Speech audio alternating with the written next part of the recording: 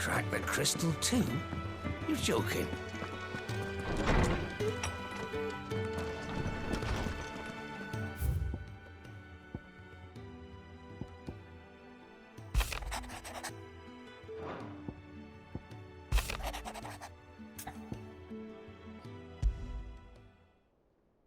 Trouble with the ledgers.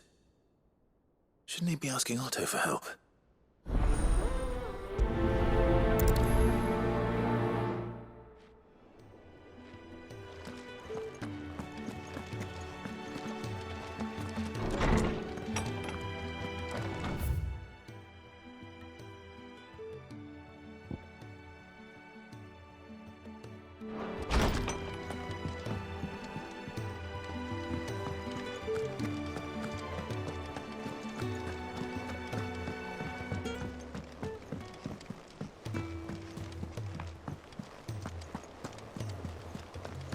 Is that the thing Tomes helped to build? Ned told me she was building a ship. Really?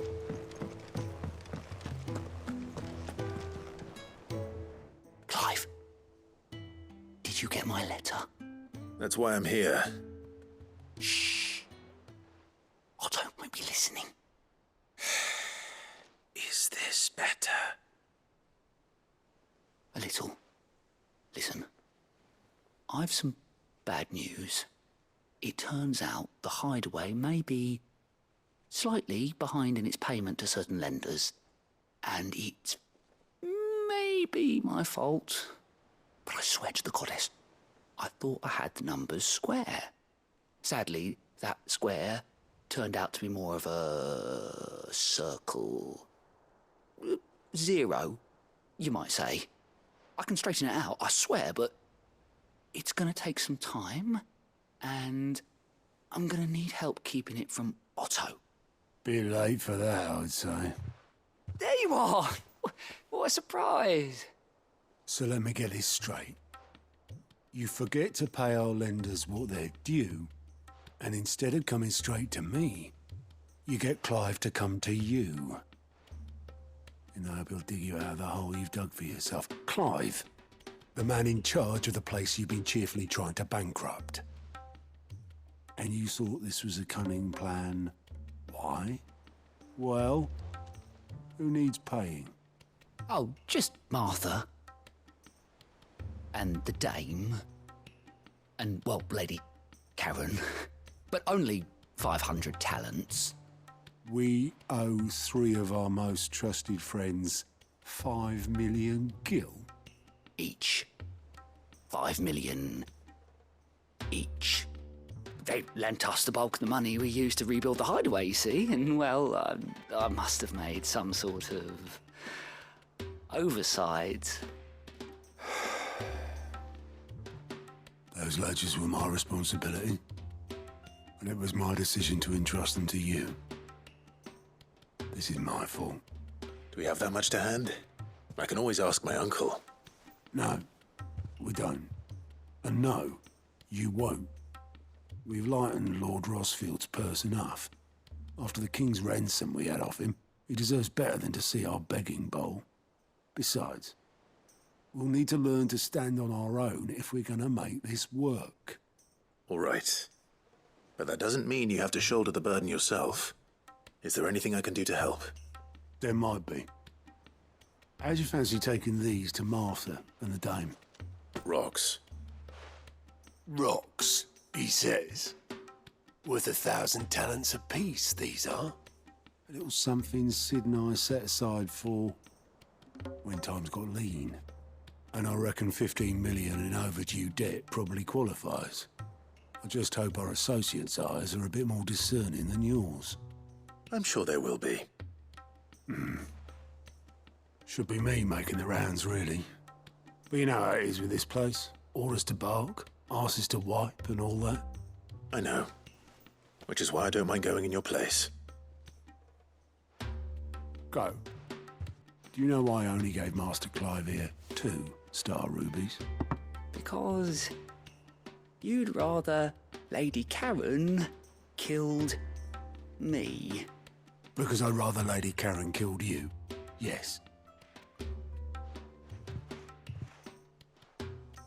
Well, I suppose this is goodbye then. Don't worry. I'm sure Karen will understand. Really? Do you think so? No, I don't.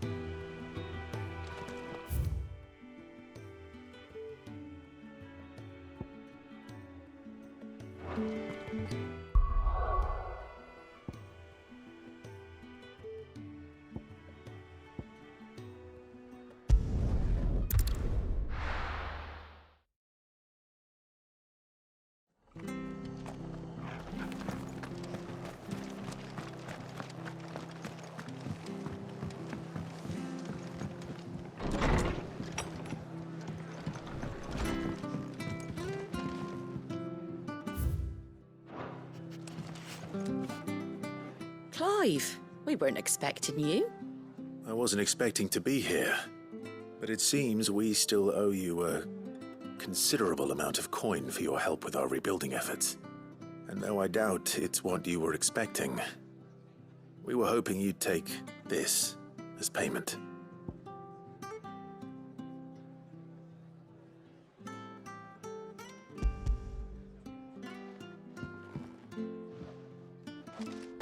A star ruby? I can't accept this. It's worth at least twice what you owe me. More if you can find yourself the right buyer. Think of the difference as interest. Interest? If word got out I charged that much, no one would ever borrow from me again. Anyway, why are you the one here asking me about this? I'd have expected Otto. Bit much sending the Lord Marquis out to settle your debts, isn't it? The old goat working himself to death again. Something like that. Most days I think he's the only reason the hideaway's still standing. Same as always, eh? Back when the place was nothing but a twinkle in the eye of a recently retired Lord Commander, word is he was the first one Sid reached out to. Probably knew that without his strong arm and level head, the idea would never get off the ground. Sid may have been the face of the hideaway, but Otto's always been the backbone. And when Sid passed away, we were all worried that would be the end of it. That Otto would just give up. His death was hard on everyone. But it must have hit Otto hardest of all. But he didn't give up, did he? Quite the opposite, in fact. If I recall, he was the one who nominated you as Sid's replacement, and rallied the rest around you. I reckon what he saw in Sid, he saw in you too. And don't we all? Doesn't hurt that you're half as stubborn and twice as handsome, neither. That, and you keep good company. I suppose I do.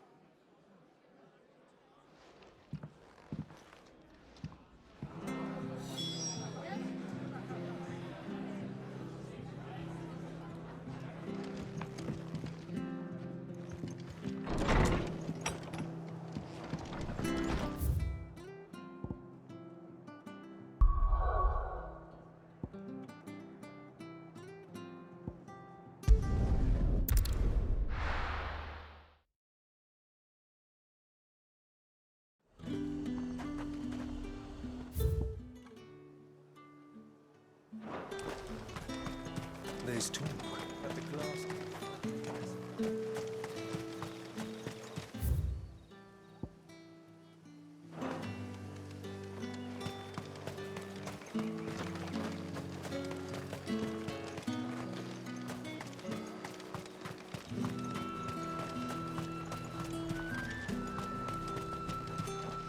Welcome, welcome.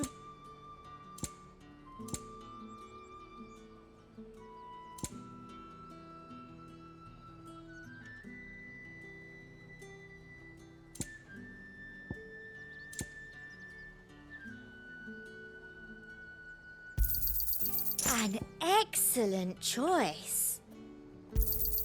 I do like a customer who knows what he wants. An excellent choice. I do like a customer who knows what he wants. I think you're carrying enough already. I'll be here if you need me. Keep them pilchards nice and chilled. Look at this place. We spend half... Up! You'll not find a bruised pivot. All anyone ever wants anymore is water. Great. How am I supposed to make a living? No use calling Ambrosia now. Did you hear? The gates to heaven. I want to see you. It's all right. I'll be waiting. What am I going to do without sweet water and oil of talc? Milady, I come bearing gifts. Gifts? Whatever is the occasion.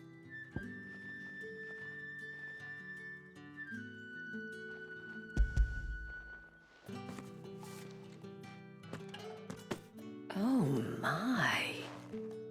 Clive, you really have outdone yourself. Otto asked me to give it to you. To settle the Hideaway's debt with the Veil. And to compensate you for the time it took us to do so. You disappoint me, Clive. I thought you might finally be warming to me. Tell Otto he can keep his baubles. I tried to tell him as much the first time around. The man owes me nothing, nor does the Hideaway. My contribution to the restoration effort was made freely and willingly. It was the least I could do. You once told me Sid did you a kindness. I'd like to do the same. Please, accept it. For my sake. And for Otto's. For all of us. For all you've done. It is rather fetching, isn't it? Very well. Otto is lucky to have you, Clive. I doubt anything could ever replace his son. But you and the others at the Hideaway are the closest thing he has to family. Otto had a son. Long ago, yes. Sid told me Otto lost him when he was just a boy, and blamed himself for not being able to stop it. I don't know how it happened, whether there was anything he could have done, but it was clear that it weighed heavily on him.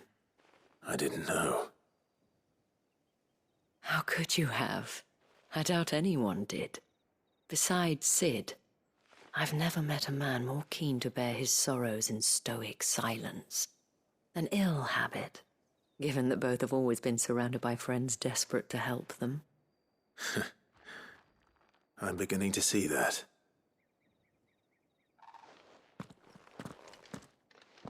Goblet want to know the stones were delivered. If he's still with us.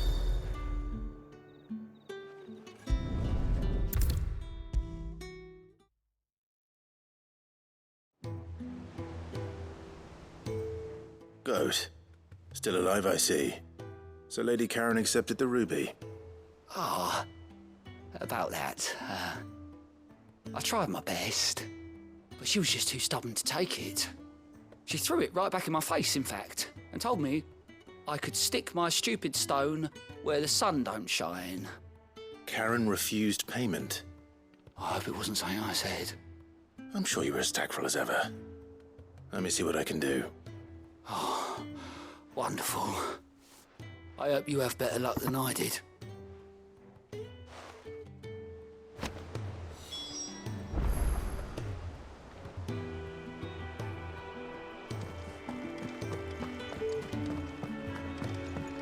They told me she was building a ship.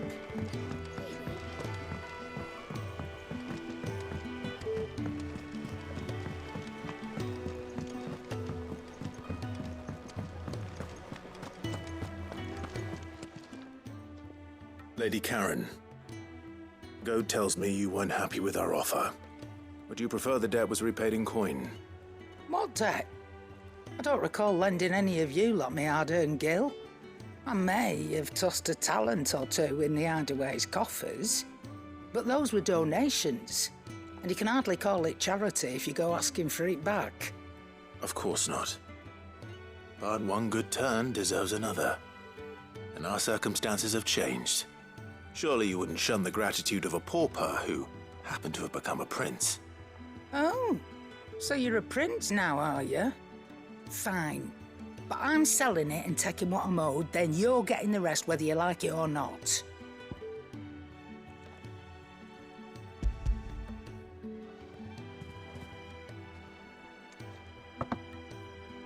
Where'd you even get this?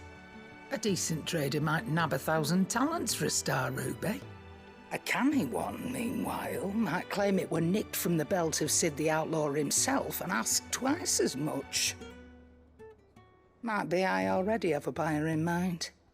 Might be you even know her. A fine continental maid whose beauty's only eclipsed by a guile in commerce. You wouldn't mind, would you? Not at all. Just be sure to tell her that it's always a pleasure doing business.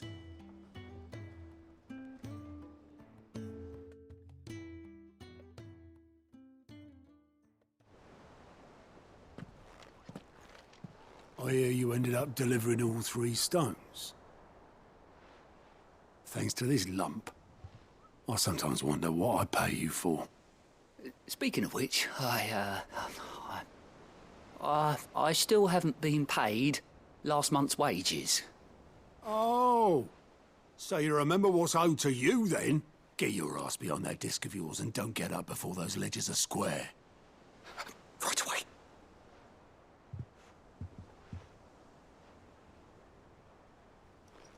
I've seen that before. Yeah. Plenty of times. It was the only goblet Sid ever used. Either out of habit, or because the filthy sod couldn't be bothered to find a clean one. I knew so little about him. Like most people. Martha and the Dame both seem to have fond memories of him. I bet they do. How long did you know Sid before he... Before he died. 20 summers, give or take. Back in the day, I was a purser on a trade ship, which is where I met him. He bought passage to... I forget where. And having nothing better to do on the long nights, we set up drinking island rum till the morning bell dragged me back to my duties. Quit my post not long after that, on account of making a fine maiden's belly fat. But me and Sid stayed close, promising we'd one day sail the seas again. That was before fate stepped in and said she was having none of it. The magic woke inside my son soon after his first name day, and there was no hiding his knack. Couldn't you and your family have... My family were the ones who summoned the constable, wanted the monster taken away. I couldn't turn my back on him, forget what I felt, and I couldn't for the life of me understand how they could. Luckily, Sid was of the same mind as me. It was him who stood beside me when all I wanted was to tear the whole world down. Him who cried for me when I had no tears left of my own. Him who swore he'd do everything he could to stop it from happening again. And he was true to his word, too. Left the Royal Army once and for all. His ranks, his ribbons, gone. Just like that. Threw away everything he had. All to right a wrong that no one else had the courage to face. I knew then I'd follow that man to the ends of the earth.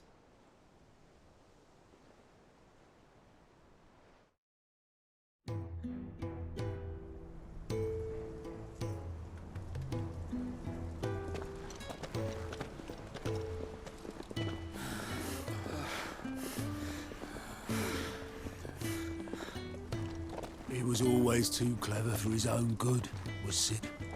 Saw the world for what it really was, while the rest of us were content to go along with the lie we were shown. And it can't have been easy, bearing that burden alone.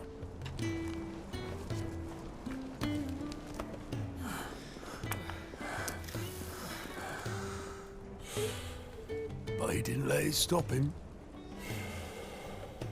He never lost faith in what he believed was right. And that gave us faith in him. Faith he'd steer us true.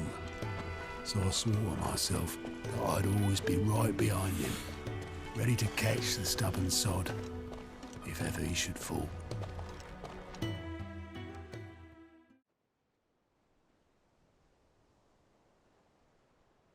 But I couldn't even do that.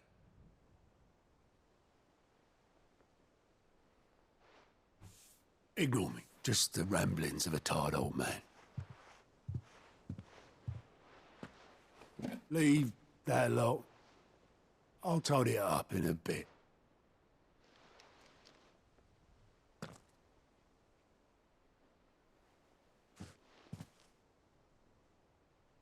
This is Sid's handwriting.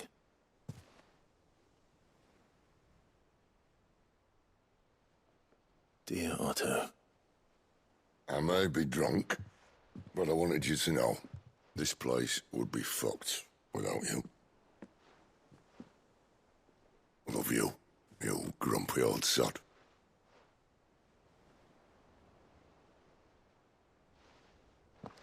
This note. What about it? Sid was right. Without you, we'd all be lost.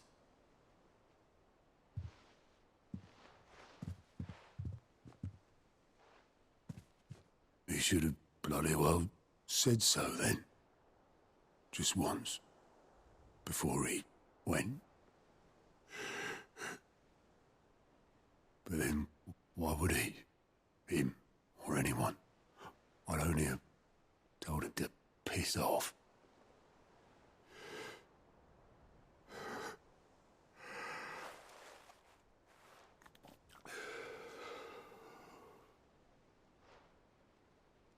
You're wrong, though. Both of you. It was never just me keeping the hideaway afloat. It was all of us. I just shoved people in the right direction, and I barely seem to be able to do that anymore.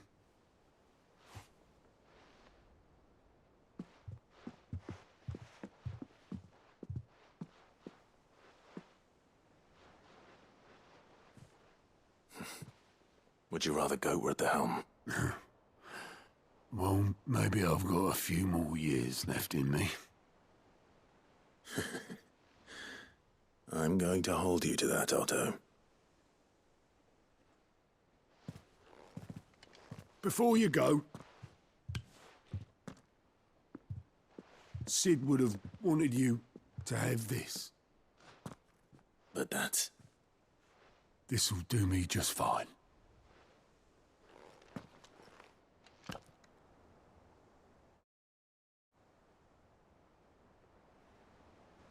Thanks for the ray of sunshine. I'll see if I can't pay you back. Already have.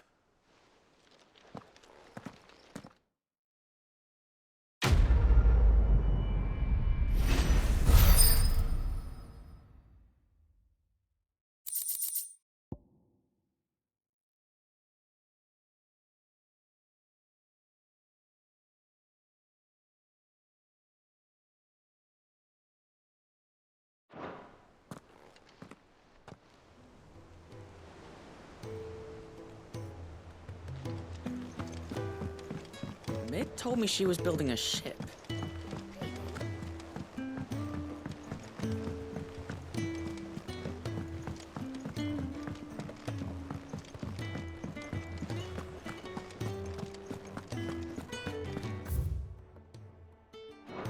He cracked the crystal too? You're joking.